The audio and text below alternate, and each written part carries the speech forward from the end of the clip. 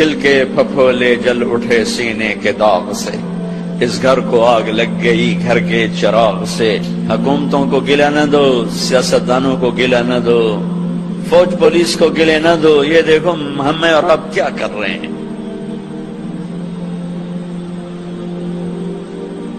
90% پاکستانی نماز نہیں پڑھتے، پاکستانی جھوٹ بولتے ہیں، دھوکہ دیتے ہیں، فراڈ کرتے۔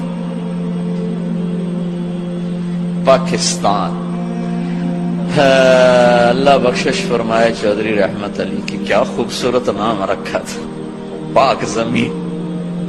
نام ہو پاک زمین اور سود کے بازار گرم ہوں، اور فیصل آباد کے 8 بازاروں میں کھوٹ، ملاوٹ، جوا، سٹا، دھوکہ، فریب، فراڈ ہو، مسجدیں فرقہ واریت کی آگ بھڑکا رہی ہوں، گھروں میں مائیں ذلیل ہو رہی ہوں۔ بھائیو، جاتا رمضان ہے، میں گزارش کرتا ہوں اللہ سے صلح کرو، یہی ہمارے مسائل کا حل ہے۔ یہاں تم، یہ تو بیچارے ہمارے جیسے عام انسان ہیں، شیخ عبد القادر جیلانی تاجدار اولیاء وزیر اعظم ہوں، جنید بغدادی سید الاولیاء وہ وزیر اعلیٰ ہوں، حسن بصری صدر پاکستان ہوں، اور فیصل آباد کے بازاروں میں جھوٹ بھی ہو، سٹا بھی ہو، چوری بھی ہو، جوا بھی ہو، اور رات کو شراب کی محفلیں بھی ہوں، زنا بھی ہوں، گھنگرو بھی ہو، اللہ کی قسم اتنی بڑی ہستیاں بھی میرے دیش کی تقدیر نہیں بدل سکتی۔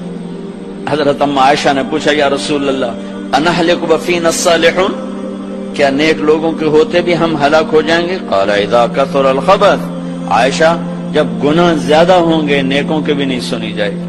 میں یہ عرض کر رہا تھا، ایک نماز نہ چھوڑو، جیسے شروع کی ہے اسے شروع رکھو۔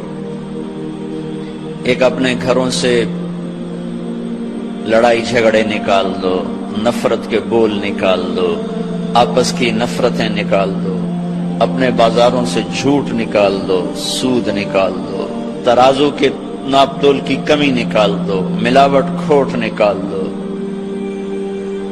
حکومتیں سود نہیں ختم کریں گی، تم سود ختم کرو گے، تم کو ہم سود پہ کام نہیں کریں گے۔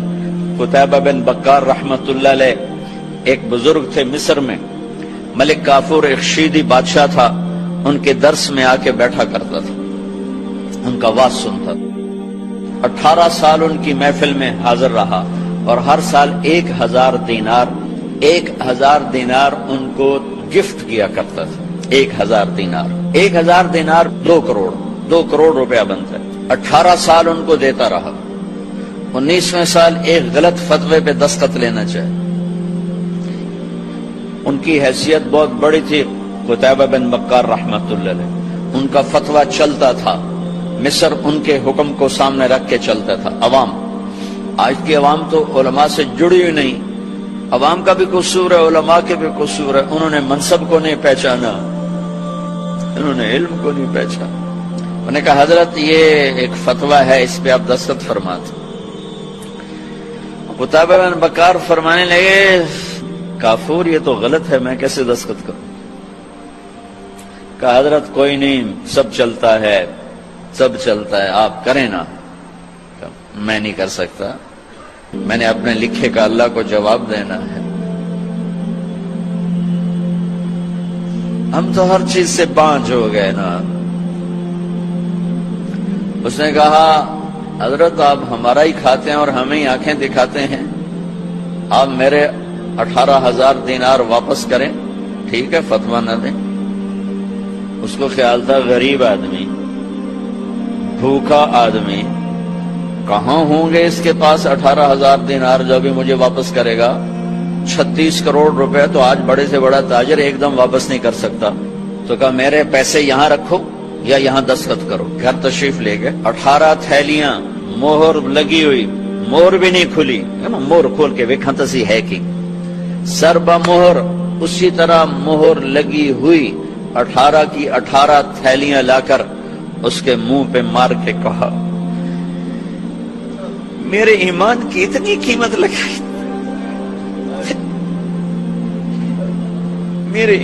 کوئی میرے علماء کو یہ بات سناتا کہ جو چند کوڑیوں پہ اپنا علم بھی بیچ رہے ہیں، ممبر بھی بیچ رہے ہیں، میں ساروں کی بات نہیں کر رہا، 8 بازار کے سارے تاجر جھوٹ نہیں بول رہے، سچے بھی بیٹھے ہیں، سارے سود پہ نہیں ہیں، صحیح تجارت بھی کر رہے ہیں، لیکن 100 میں ایک بھی نہیں ملتا، کوئی 10,000 میں ایک ہے جو سچا بھی ہے، جھوٹ سے بھی پاک ہے، سود سے بھی پاک ہے۔